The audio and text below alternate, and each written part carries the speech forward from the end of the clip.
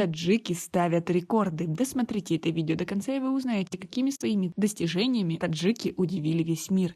Подписывайтесь на наше обновление и будете в курсе всех последних событий. Группа таджикских школьников после участия на 13-й международной олимпиаде знаний в Анталии привезли на родину в общей сложности 24 медали. В международной олимпиаде в Турции приняли участие 59 учеников из различных образовательных учреждений Душанбе, сообщили в Главном управлении образования столицы. Школьники успешно соревновались в олимпиаде по математике, русскому и английскому языкам, географии, химии и биологии и вернулись на родину с призовыми местами.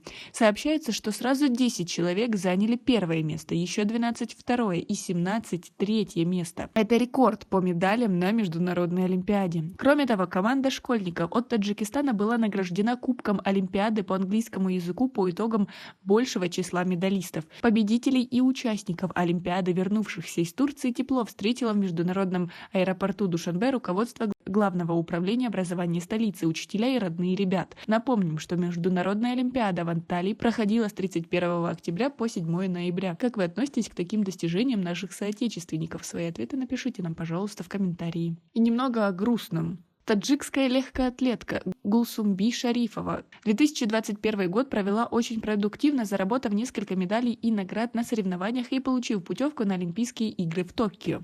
Видимо, поэтому на нее обратили внимание за рубежом. Ее пригласили на учебу в колледже в Канаде. Этим шансом она, конечно же, воспользовалась и уехала. Сама Гулсумби Шарифова в разговоре сдержанно высказалась о своих дальнейших перспективах. По ее словам, сейчас ей важно восстановиться после травмы и всецело заняться учебой, а остальное потом. Травму девушка получила перед самыми Олимпийскими играми в Токио. Сейчас она продолжает восстанавливаться. Характер повреждения не позволяет в полной мере выступать на состязаниях и требует длительного лечения. Будут ли теперь Гулсумби Шарифову привлекать в сборную Таджикистана по легкой атлетике?